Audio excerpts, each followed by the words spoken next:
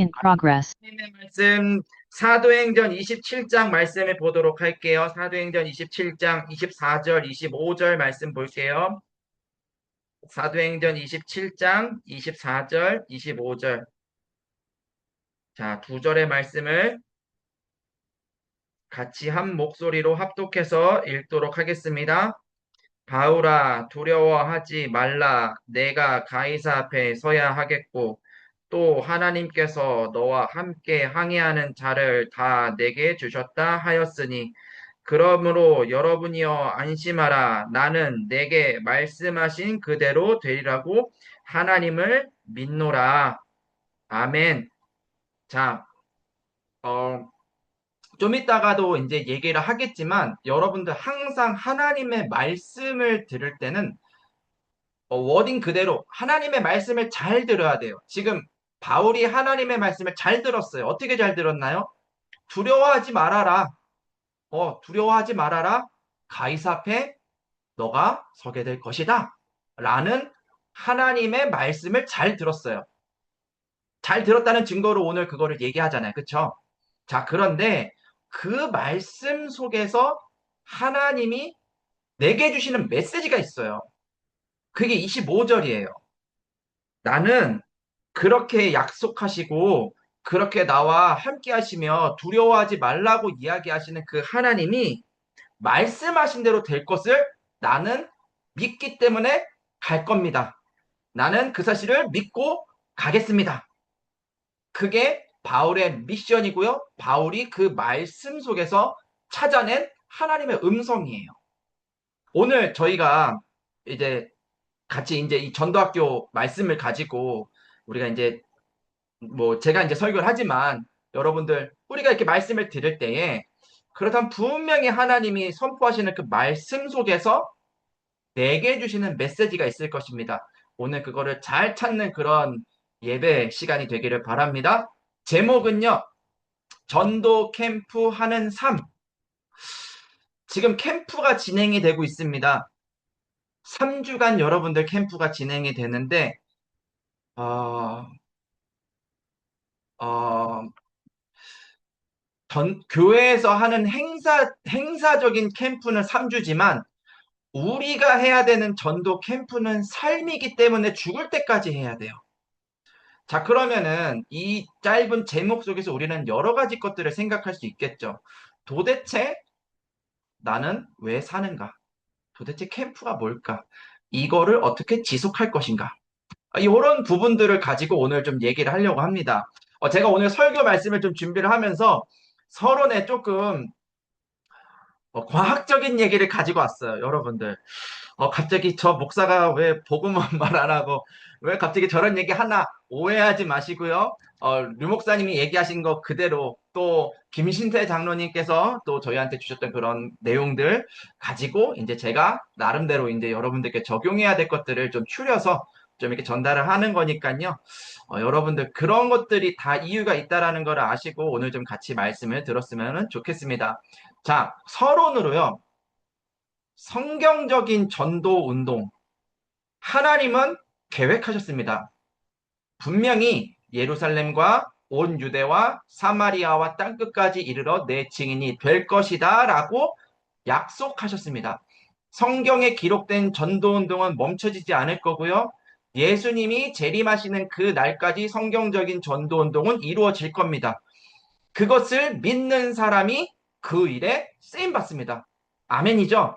자, 그렇다면은 누가 그거를 해야 되겠습니까? 오늘 이 말씀을 듣는 내가 그 한 사람 되기를 바라며 그 믿음을 달라고 그 말씀을 달라고 기도하시면서 오늘 예배를 드리는 거예요.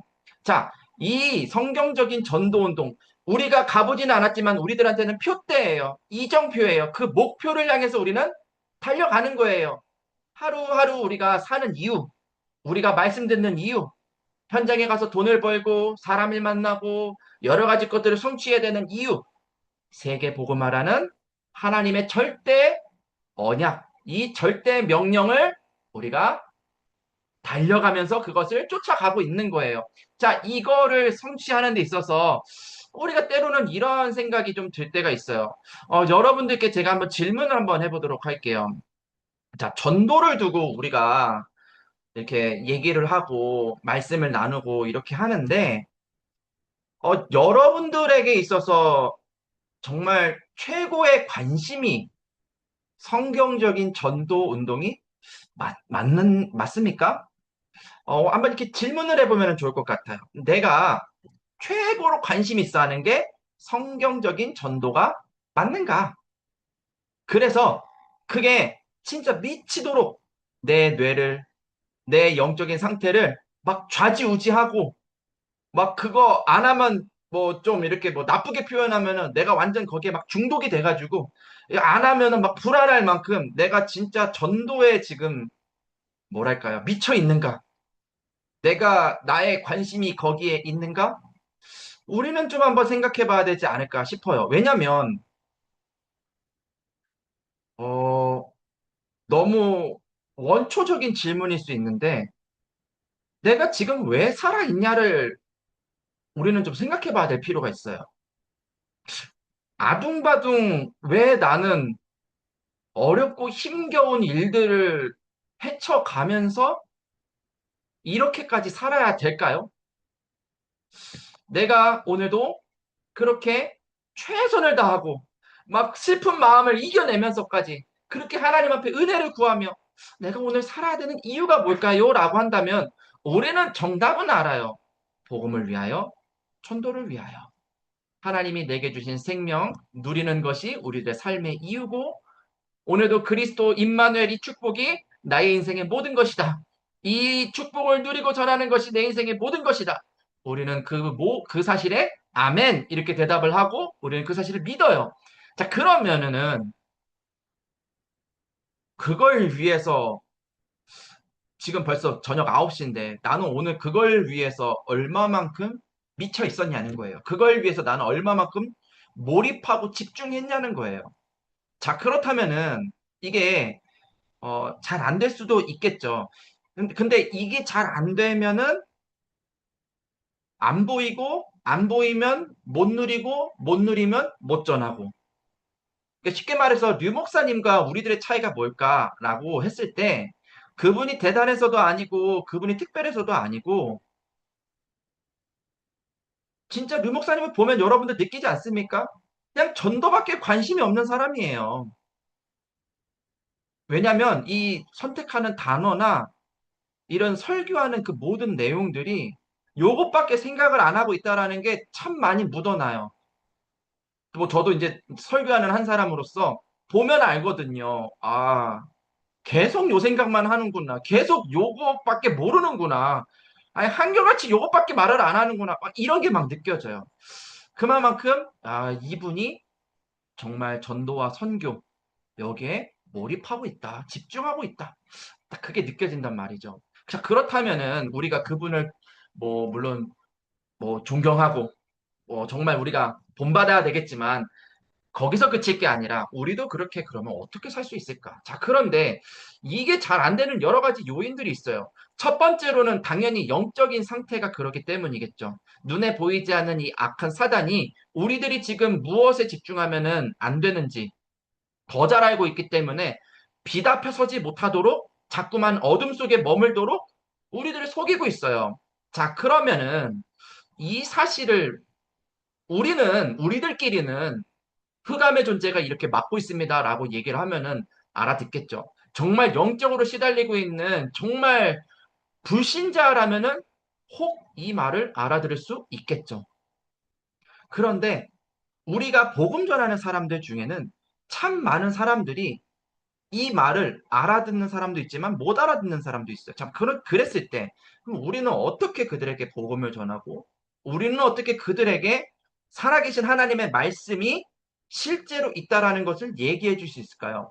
그것을 생각을 하다가 뇌과학을 조금 생각을 해봤어요. 자, 왜냐면은, 제가 자료를 좀 찾은 거를 그냥 가져온 거니까 그냥 들으세요. 서로는 그냥 그렇게 중요한 건 아니에요. 근데 일리가 있는 거니까 한번 들어보세요. 자, 우리들의 뇌는 목표를 성취하기 위해서 막 이렇게 막 달려갈 때 이렇게 생화학적인 시스템이 막 우리 안에서 나와요. 쉽게 말하면 호르몬이 나와요. 호르몬은 네 종류가 있어요. 도파민이 있고요. 세라토닌이 있고요. 옥시토닌이 있고요. 엔도르핀. 이렇게 네 가지가 있어요. 엔돌핀은 주로 언제 나오냐면 운동할 때 나와요. 막 우리가 뭔가 땀을 흘리고 막 태양볕을 보고 막 이럴 때 나오는 게 그런 엔돌핀. 그래서 운동하면 막 기분이 좋아져요. 즐거움. 그 다음에 옥시토닌은 이렇게 사람 만날 때 주로 많이 나와요. 이렇게 사랑하는 사람을 만났을 때, 아니면 내가 좋아하는 사람을 만났을 때, 이렇게 대화할 때, 뭔가 친밀감이 생기고 막 이럴 때, 뭔가 내가 소속감도 생기고, 막 뭔가 안정감을 느끼고, 그럴 때 이제 옥시토닌이 나와요. 세로토닌은 언제 나오냐면은 우리가 책을 읽을 때, 조용한 시간을 가질 때, 또는 묵상할 때, 뭔가 내 심신의 안정이 착 오는 그런 거 있잖아요. 막 이렇게 막 들뜨던 나의 그런 어떤 생각과 마음들이 뭔가 내가 천천히 호흡하면서 뭔가 이렇게 집중할 때 뭔가 안정을 취하는 그런 느낌을 받아보신 적이 있을 거예요. 그때 세로토닌이 나와요. 도파민은 언제 나오냐? 도파민은 뭔가를 성취했을 때 나와요. 그래서 왜 뭐 다른 건 잘 몰라도 여러분들 도파민은 잘 아시죠? 뭐 유튜브를 본다든지 뭐 게임을 한다든지 도박을 한다든지 뭐 아니면 마약을 한다든지 뭔가 자극적인 걸 빵 할 때 뭔가 나에게 착 오는 그게 이제 도파민이에요, 도파민. 자, 그래서 우리 몸이 이런 시스템을 가지고 있어요. 우리 몸이, 우리 뇌가. 그러다 보니까 이거를 이해하고 이거를 잘 활용하는 것이 굉장히 이런 걸 우리가 뭔가를 이루는 데 있어서 굉장히 중요한 역할을 합니다. 그래서 여러분들이 의지가 약해가지고, 아, 내가 전도해야 되는데, 아, 내가 말씀에 집중해야 되는데, 아, 내가 아침을 깨워야 되는데, 아, 이게 잘 안 돼. 이게 의지도 맞지만 의지력과 상관없이 내 몸에 그런 시스템이 있어요. 이 내 몸에 지금 막 내 의지와 상관없이 막 뿜어져 나오는 이런 호르몬들이 막 있어요.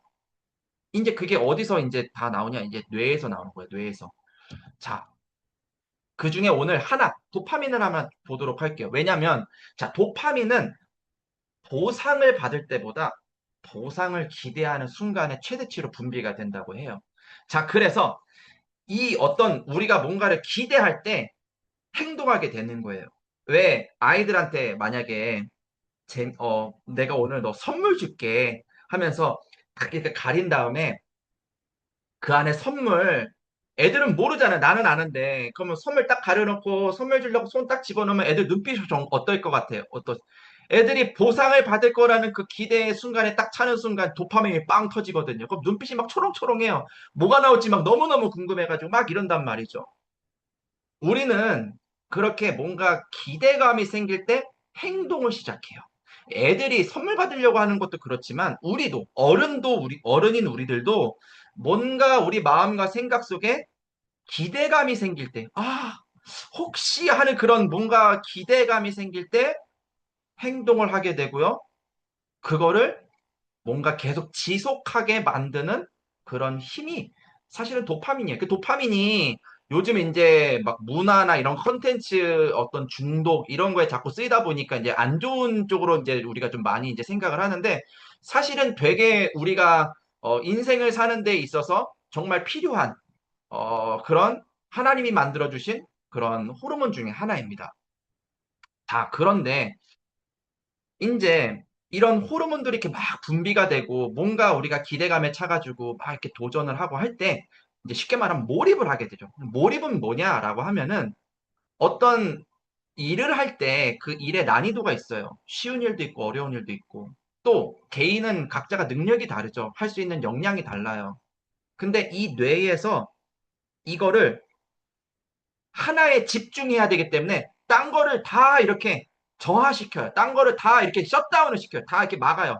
다 막고 딱 여기 내가 지금 현재 요거 하고 있는 요거에만 집중할 수 있도록 이 전두엽에서 이 일을 도파민이 나오면서 내가 뭔가 기대감에 사로잡혀서 행동할 때 쉽게 말하면 몰입을 하게 되는 거예요. 그래서 애들이 게임하면 안 들리는 거예요. 엄마 아빠 애들 부르면 애들이 못 듣죠.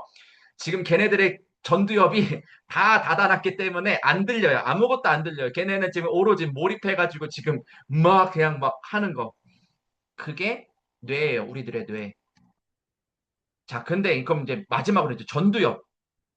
자, 그렇다면 이 전두엽은 많은 이제 조직으로 또 되어 있는데 이 몰입을 하는 거는 좋습니다. 자, 그런데 이 몰입이 말이에요. 이 전전두피질이라는 이 전두엽 안에 있는 그 기관에서 이제 계속 이제 막 능력을 발휘해 내야 되는데 이게 막 오랫동안 이렇게 하지를 못해요. 왜냐하면 얘가 쉽게 피로해져요. 쉽게 지쳐요. 그래서 현대인들이 많이 이제 뭐라 그래야 될까요? 막 이렇게 과로라고 하죠. 과로. 내가 뭔가 너무 몰입해가지고 너무 오랜 시간 하게 되면은 이게 그렇게 기능을 할 수가 없는데 그렇게 막 하다 보면은 나중에는 막 그것 때문에 막 쓰러지고 나중에는 집중을 하려고 해도 막 집중이 잘 안 되고 왜냐하면 이게 이미 피로한 상태가 누적이 되다 보니까 그래서 의지만으로는 안 된다. 자, 지금까지 난해한 얘기를 좀 했습니다. 좀 정리를 하도록 할게요. 자, 전도하는데 왜 갑자기 뇌 이야기를 하냐? 여러분들 진짜 세계 보고마를 위해서 우리가 몰입을 해야 되는데 몰입이 잘 안 돼요.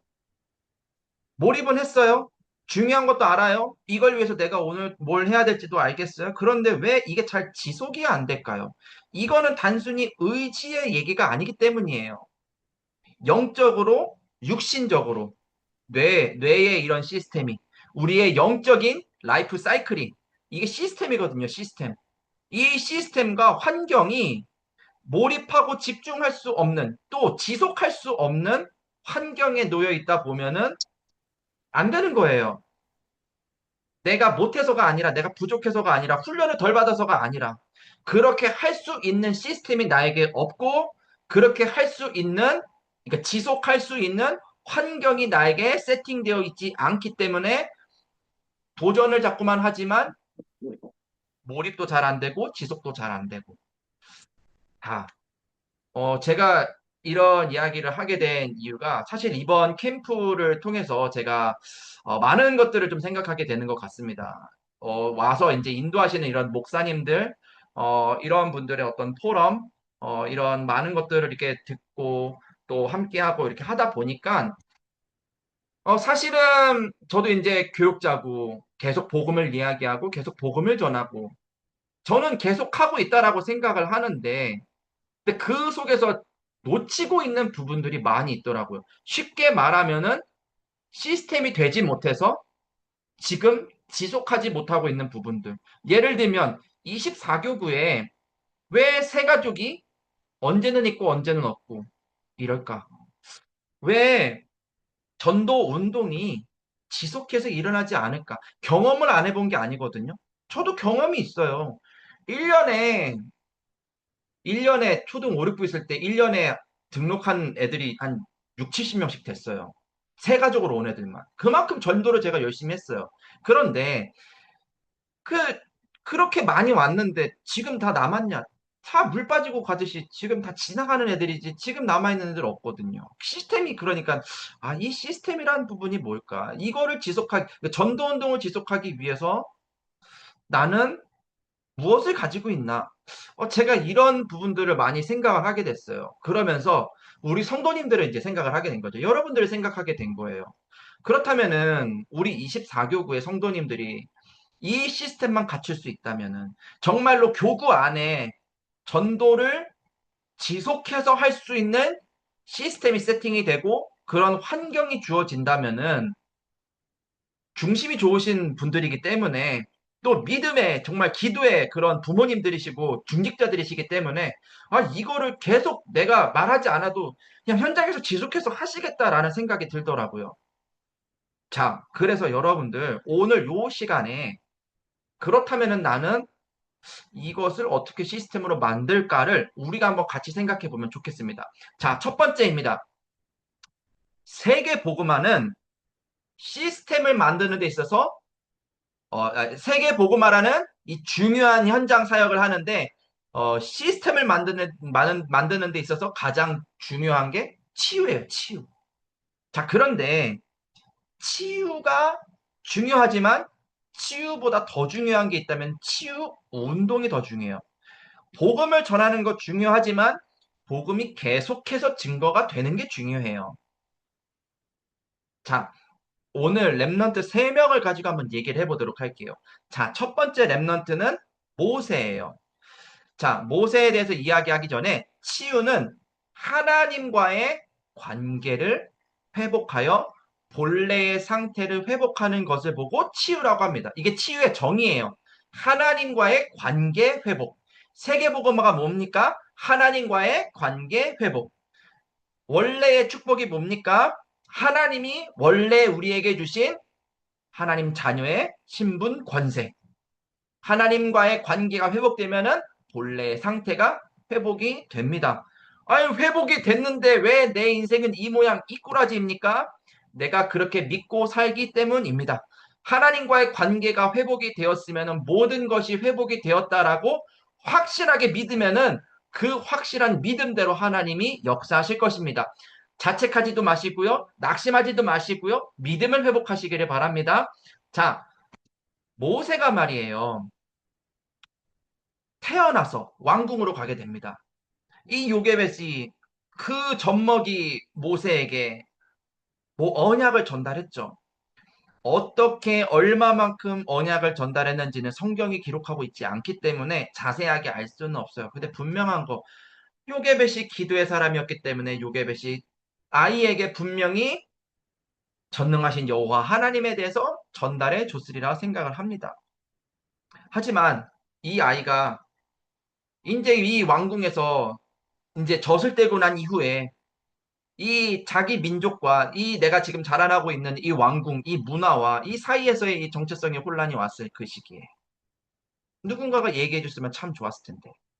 그런데 그런 비밀과 그런 힘이 없을 때에 자기도 모르게 살인을 저지르게 되고 광야로 도망을 가잖아요. 이렇게 흔들리고 어쩌면 연약함을 가지고 있었던 모세입니다. 치유가 필요하겠죠.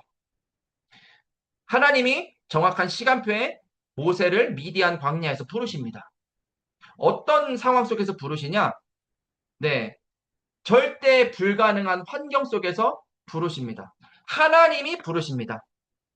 다른 사람이 부른 게 아니라 하나님이 부르십니다. 여러분들 누가 부르셨습니까? 목사님이 부르셨습니까? 아니면 나 영접시킨 권사님이 부르셨습니까? 아니요. 그분을 통해서 하나님이 여러분들을 부르셨습니다. 그쵸? 모세를 그렇게 하나님이 부르셨어요. 부르시면서 이야기하세요. 네가 선 그곳은 거룩한 곳이니 네 발의 실을 벗어라. 지금까지는 네가 하나님을 떠나서 죄악 가운데서 마귀의 자녀로 살다가 그렇게 영적인 노예로 살다가 왔지만 이제는 나의 자녀로 원래의 것을 회복하는 거룩한 백성으로 살아라. 신발을 벗어라. 이야기를 하세요. 그러면서 말씀으로 약속하세요.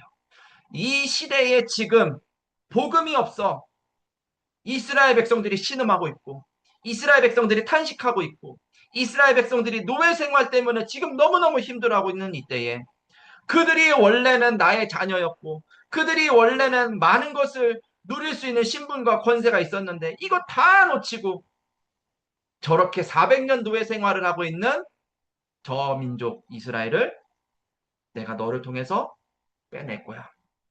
피 언약을 너가 붙잡기만 한다면 나는 전능한 능력으로 너와 함께 할 거야. 모세에게 하나님이 함께 하실 것을 약속하셨어요. 모세가요, 그 언약을 붙잡는 날, 그 언약을 듣는 날, 치유가 시작이 됐어요.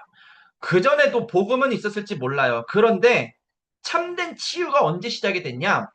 절대 불가능한 그 환경 속에서 시대를 향한 하나님의 메시지가 그 마음에 부딪혀 왔을 때 시작이 됐어요.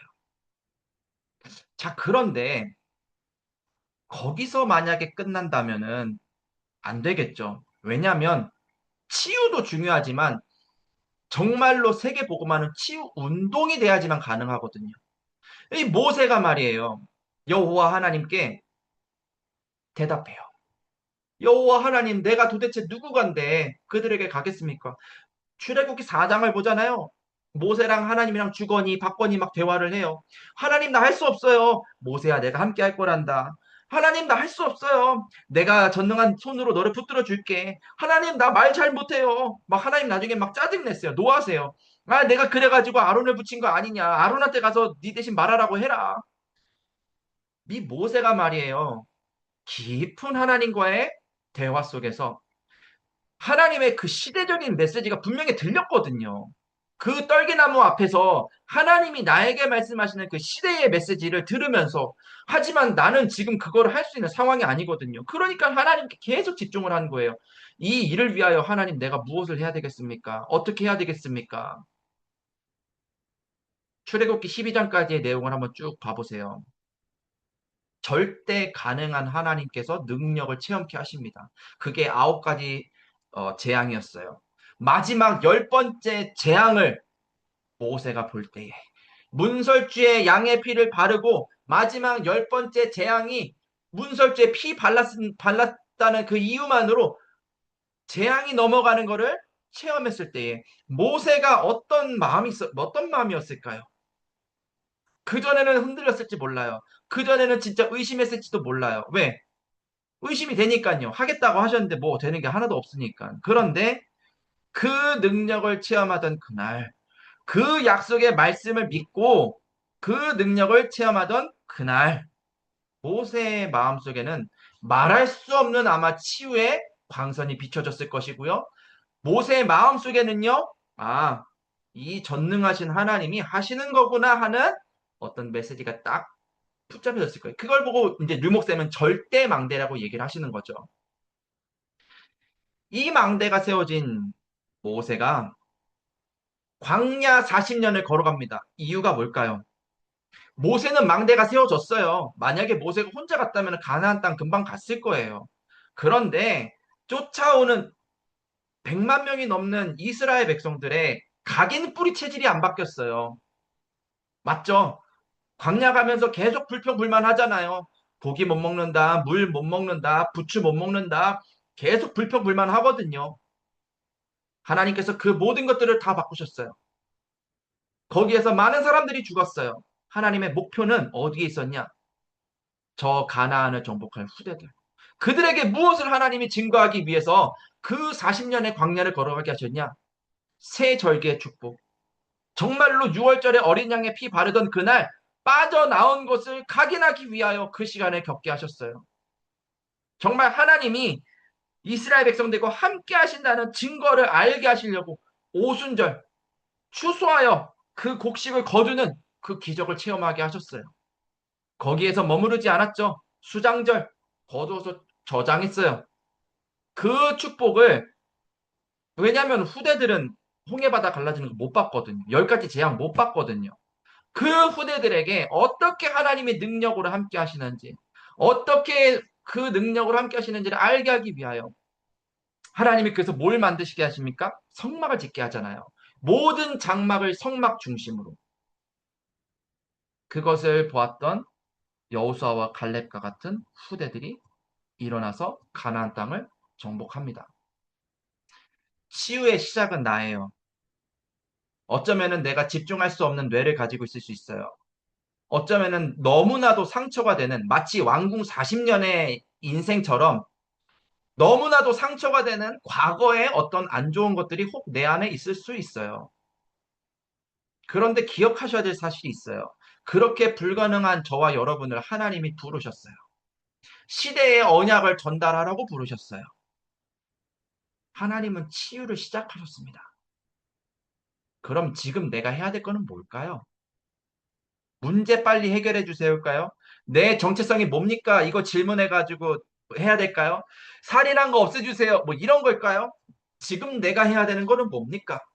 모세는 하나님과 깊은 대화의 시간을 가졌어요. 한번 성경을 쭉 한번 읽어보세요. 출애굽기 4장, 5장, 6장.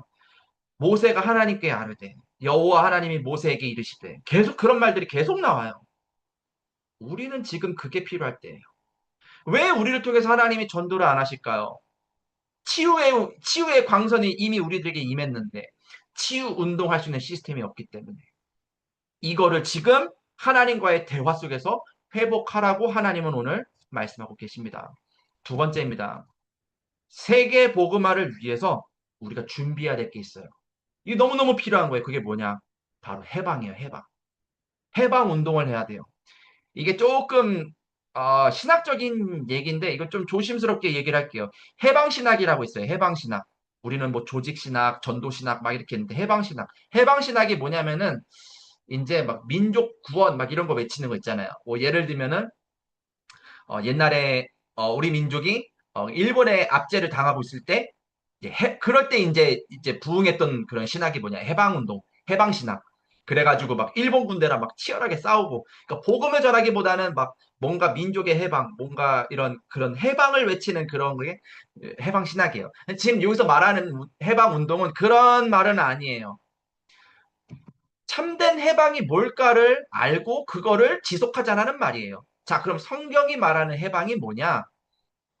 해방은 하나님과의 관계의 회복을 통해서 이렇게 계속 질문하고 답하고 하나님 말씀 성령 인도 받기 위해서 몸부림치는 그 시간을 가질 때에 하나님이 내 아예 틀린 것들, 예를 들면은 이전에 내가 가지고 있었던 죄, 뭔가 현실의 어려움과 두려움들, 내가 억눌려 있는 것들, 나는 하나님의 자녀인데 왠지 못할 것 같은 이런 틀린 정체성, 이거로부터 해방되는 것, 이거로부터 벗어나는 것을 보고 해방이라고 해요. 자, 랩넌트를 한번 예를 들어보도록 하겠습니다. 이 해방의 축복을 누렸던 랩넌트가 있었어요. 그 바로 누구냐? 베드로예요, 베드로. 많은 사람들이 있었어요. 뭐 요셉도 그랬고. 근데 제가 오늘 베드로를 가지고 왔어요. 자, 베드로 한번 봅시다. 베드로가 요한복음 21장의 말씀에 보면 예수님이 베드로를 찾아가시죠. 부활하시고 찾아가세요. 자, 부활하시고 찾아가셨다라는 말은 그 앞전에 무슨 일이 있었냐? 두 가지 있었어요. 첫 번째 일, 시몬 베드로가 대답하여 이르되 주는 그리스도시요 살아계신 하나님의 아들이십니다. 아무도 그 고백을 하지 않는 그때에 너무나도 정확하고 확실한 그리스도를 고백했던 베드로. 그런데 예수님 십자가 지실 때 어떻게 했습니까? 예수님 십자가 지실 때 예수님을 세 번 부인하잖아요. 예수님 부인하고 베드로가 어떻게 합니까? 베드로가 원래대로 돌아가요. 원래 어부였잖아요. 어부 생활로 돌아간다니까요. 그렇게 믿음을 고백했는데 뭐가 안 됐나요? 참된 해방이 안 됐어요. 그런데 예수님이 찾아가세요. 그 깨어졌던 그 관계를 회복하기 위하여 예수님이 직접 찾아가세요. 그리고 자기를 나타내시고요. 베드로가 예수님인 걸 알았어요. 그때 예수님이 말씀하시는 거예요. 베드로야, 네가 나를 사랑하느냐? 그렇게 세 번 질문을 하세요. 이전에 앞에 세 번 부인했었잖아요. 그 모든 것들, 돌아갔던 그 모든 것들 용서하시고 네가 나를 사랑한다면은 내 어린 양을 먹이라. 내 어린 양을 쳐라. 이게 내가 지금 너에게 바라는 거야. 네가 잘못한 거 괜찮아. 그럴 수 있어. 지금 그게 중요한 게 아니야. 네가 나를 사랑하기 때문에 네가 내 안에 거하고 내 안에 거하는 자는 이 사명을 감당할 수 있어. 그러니 두려워하지 마. 예수님이 베드로를 찾아가서 사명을 회복시키십니다. 이 사명이 회복된 베드로. 감람산에서 예수님께서 승천하시는 것을 봐요. 그때 약속의 말씀. 오직 성령 충만. 오직 성령 충만하면 땅끝까지 증인이 될 거야.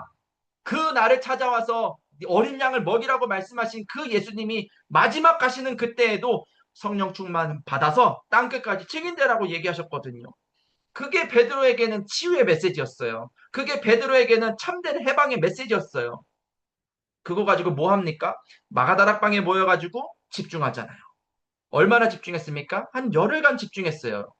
오순절 마가다락방에 오순절 그 성령의 충만함을 체험하기까지 그날 체험할 거라는 걸 예상하고 한 게 아니에요. 기도를 그냥 기도했어요.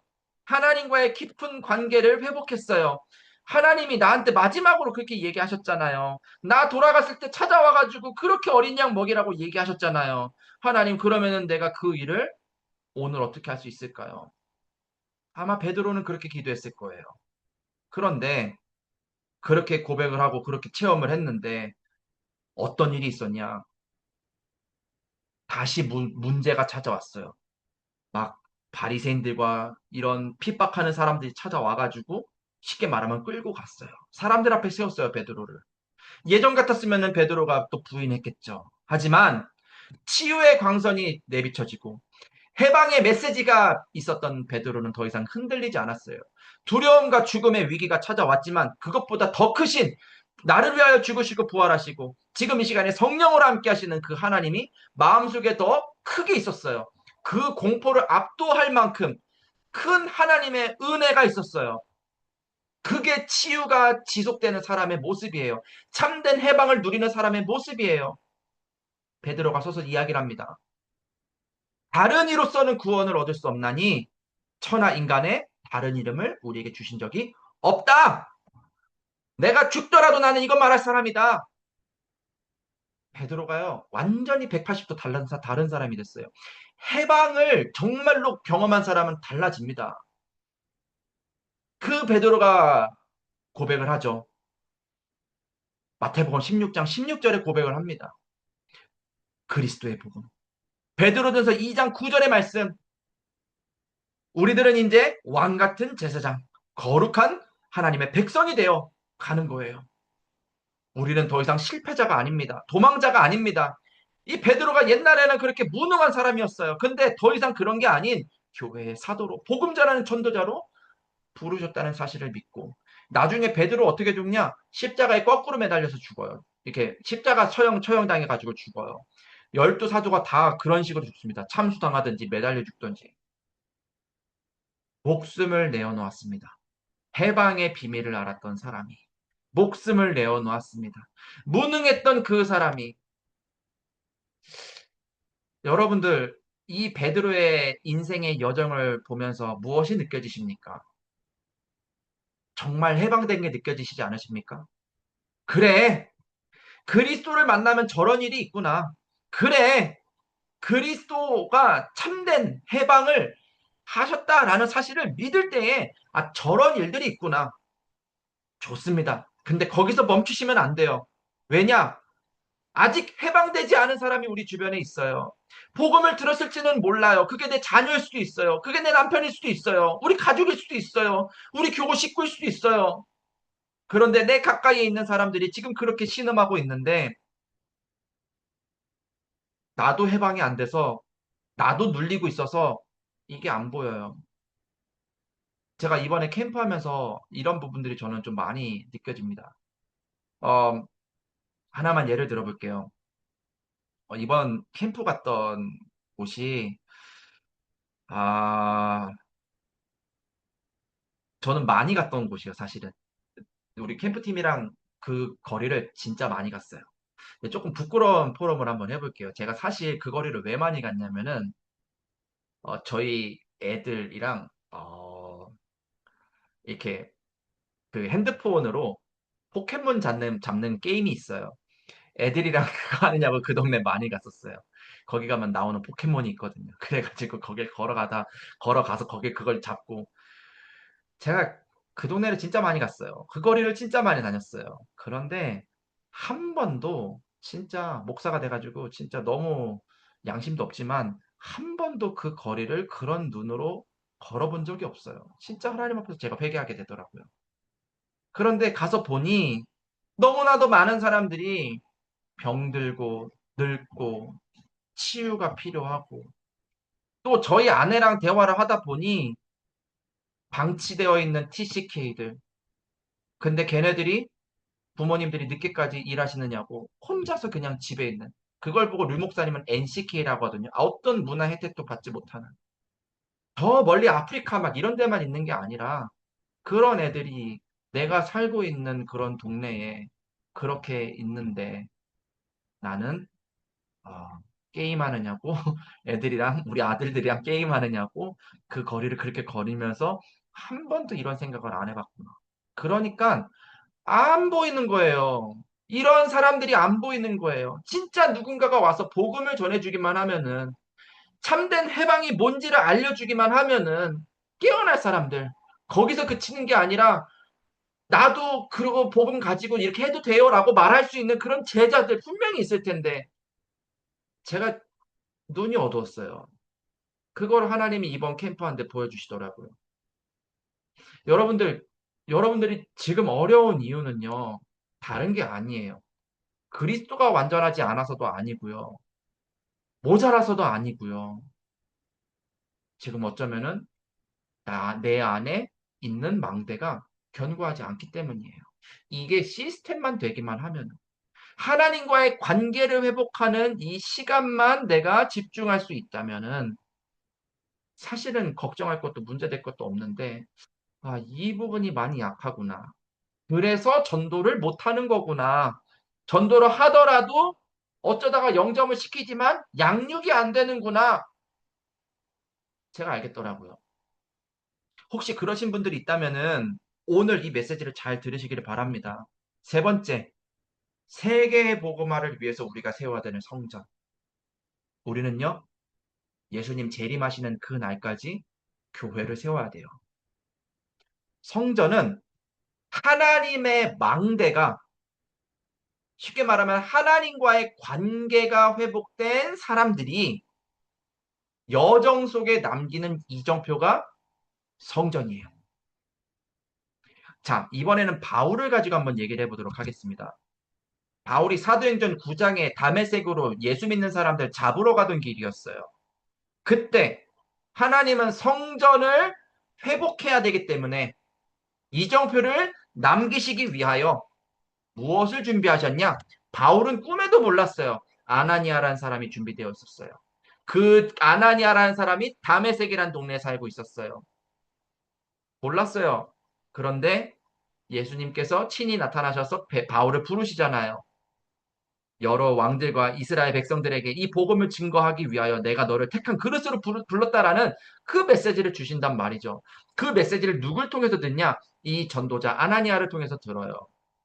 바울이 몇 날 며칠을 제자들과 함께하며 바로 어디를 가냐? 바울이 영접한 지 며칠 안 돼가지고 바로 어디를 가냐? 회당에 가요. 하나님은 이 모든 것들을 다 준비하셨어요. 회당에 가서 뭐 했을까요? 회당에 가면 후대들이 있거든요. 후대들에게 무엇을 얘기했을까요? 자기가 그전에 어떤 사람이었을지를 얘기를 했겠죠. 그리고 예수 믿고 내가 어떤 사람이 됐을지를 얘기를 했겠죠. 내가 그전에는 치유함이 없었던, 내가 진짜 인생 불쌍한 사람이었는데, 나 가진 거 자랑하던 사람이었는데, 이제는 이 모든 거 배설물로 여길 만큼 나는 그리스도 안에서 모든 것을 발견했다라는 그 사실을 후대들에게 이야기했겠죠. 바울이 남겨야 되는 이정표였어요. 바울은 이 일을 위하여 사도행전 13장 1절에서 4절 금식하며 기도했어요. 바울은 16장 16절에서 18절 정말 환상을 볼 만큼 기도했어요.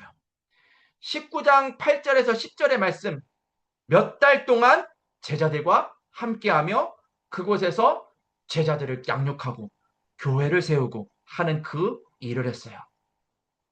우리는요, 성전을 회복하기 위하여 끝까지 성령 인도 받는 기도해야 됩니다. 그러면서 기도하셔야 돼요. 이 지역에 하나님이 예비하신 한 팀. 이 지역에 정말로 전도할 수 있는 교회. 이 지역에 정말로 하나님이 예비한 빛의 경제. 분명히 그것들이 전도의 문이거든요. 이게 이전에는 안 보였어요. 이전에는 안 보인다니까요. 그런데 바울이 이렇게 집중하고 바울이 이렇게 할 때마다 하나님은 제자들을 보내셨어요. 네, 루디아를 만나게 하시고요. 브리스길라 부부를 만나게 하시고요. 야손을 만나게 하시고요. 하나님은 가는 곳마다 이런 전도의 문이 될 사람들을 붙이시고 만나게 하십니다. 그래서 류 목사님이 이렇게 이야기하시죠. 전도는 되어지는 것이다. 전도는 하는 게 아니다. 하나님이 이미 이루신 것을 확인하는 시간이다. 그 말이 맞습니다. 이 말을 조금 오해하시면 안 되는 게 하나 있어요. 전도하지 말라 그랬으니까 기다리라고 했으니까 그냥 나는 말씀집 잡고 그냥 묵상만 하고 난 기도해야지. 맞는데 틀렸어요. 50%만 맞아요. 그렇게 해야 되는 게 맞아요. 자, 그런데 지속해서 복음 운동하기 위하여 그 하나님의 말씀 속에서 하나님이 내게 주시는 미션을 붙잡고 하면서 기다려야 되는 거예요. 하면서 기다리는 거예요. 아니, 아침에 눈을 뜨고 움직여야 될 거 아니에요. 아무것도 안 하고 침대에만 누워있고 누워가지고 세계복음만 하나님 하시겠지. 그러면 하나님이 역사를 안 하세요. 아니, 침대에만 누워있는 사람한테 뭐하러 역사를 하십니까? 맞죠? 내가 그 언약을 붙잡고 하루를 사는 거예요. 직장도 가고, 사람도 만나고, 이것도 하고, 저것도 하고, 그러면서 그 속에서 하나님이 내게 말씀하신 게 있고, 이거를 어떻게 전할까를 계속 생각하며 질문하고 하나님한테. 그 사람을 통해서 하나님은 아나니아와 같은 사람을 만나게 하시고, 준비된 장소를 찾게 하시고, 해야 될 일을 친히 알려주실 것입니다. 우리는 그렇게 지역에 RUTC를 세우게 될 줄 믿습니다. 마지막 결론입니다. 좀 정리를 하면서, 뭐야. 네, 좀 정리를 하면서, 네, 정리를 거꾸로 됐네요. 정리를 하면서 기도 제목을 조금 드리도록 마치도록 할게요. 자, 우리는 세계복음화의 언약을 우리가 성취하는 게 아니라 하나님이 세계복음화를 약속하셨고 그것을 성취하고 계세요. 우리는 하나님이 준비하신 것을 가지고 지속할 수 있는 24 시스템과 환경을 준비해야 됩니다. 전도 캠프를 하려면요.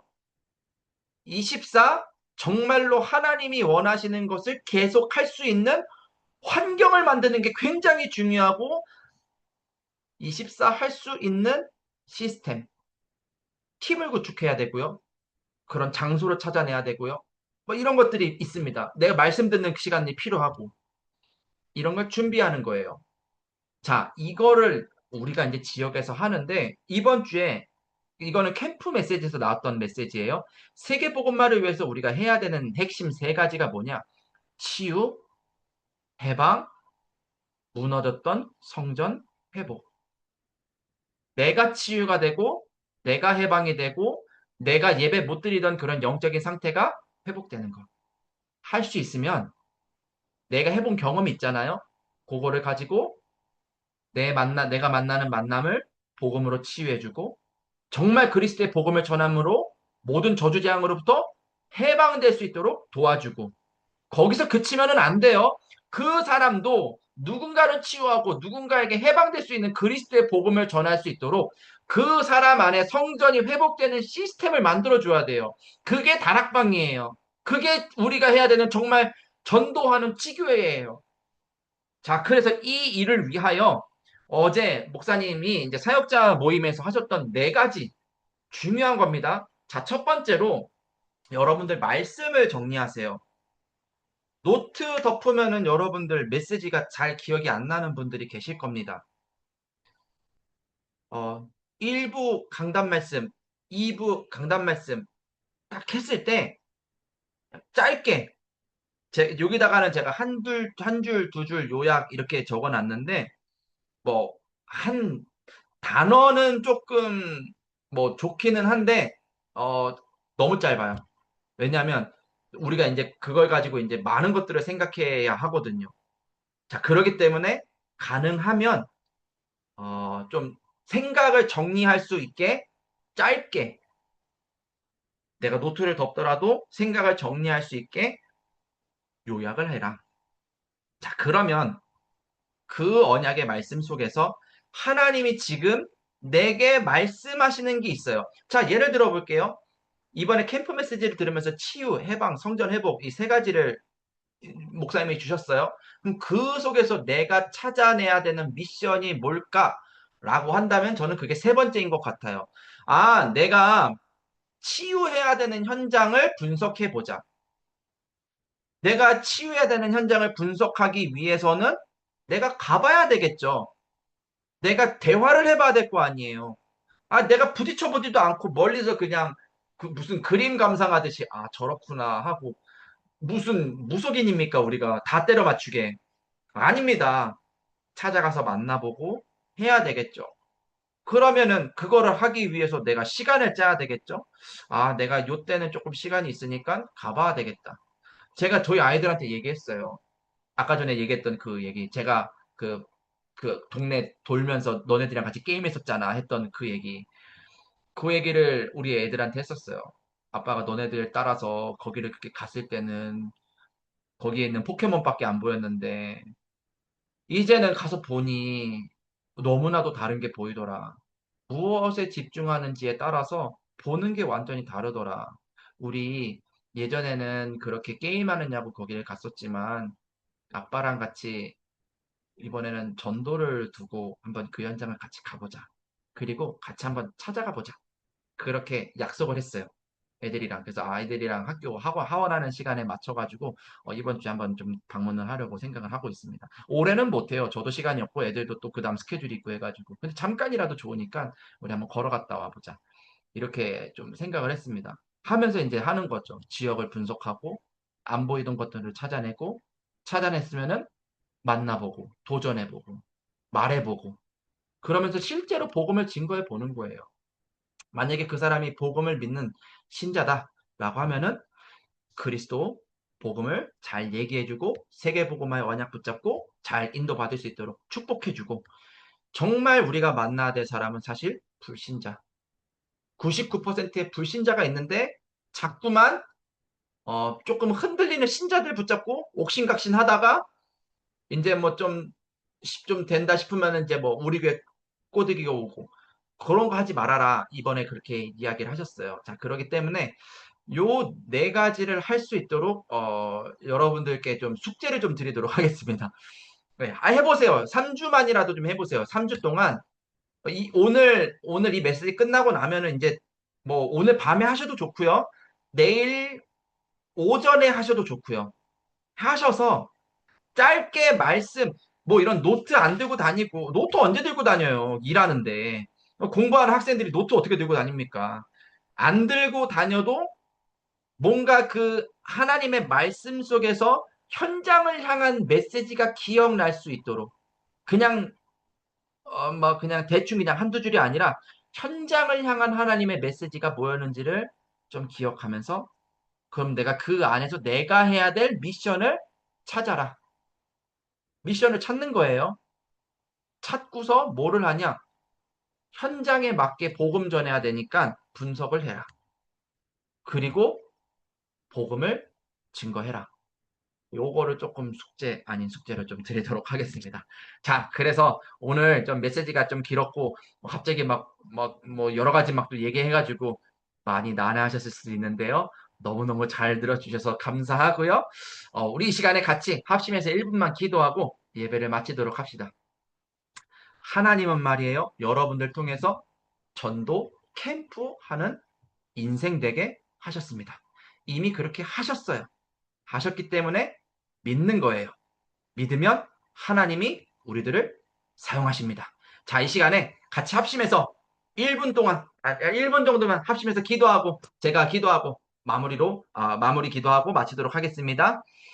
살아계신 하나님, 이 시간에 간절히 기도하옵기는 이 전도 캠프하는 이 기간 중에 우리 중요한 전도 제자들이 정말 하나님이 모세들을 사용하셨던 것처럼 베드로를 부르셨던 것처럼 또 바울에게 친히 나타나셨던 것처럼 하나님 중요한 일을 할 수 있도록 메시지를 주시고 정말 그 영혼 사랑하는 마음을 가지고 이 일들을 해 나가게 하실 줄 믿습니다. 어떤 방법도 중요하고 어떤 노력도 중요하고 어떤 기발한 아이디어도 분명 필요하고 정말 빠릿빠릿하게 움직이는 것도 물론 중요합니다. 하나님 그 앞서서 정말로 성령인도 받아야 되겠사오니 성령인도 받을 수 있는 영적인 상태, 이 시스템이 우리들 안에 세워지게 하여 주시고 하나님 현장에 어떻게 복음을 전할 수 있겠습니까? 고민만 할 게 아니라 진짜로 내 입을 열어 그리스도의 복음을 증거하는 캠프 시간이 될 수 있도록 준비된 제자와의 만남이 있을 수 있도록 하나님 응답해 주옵소서. 사실 하나님께서는 우리가 이거에 그렇게 집중하지 않고 있다라는 걸 아시면서도 기다리고 계심을 알고 있습니다.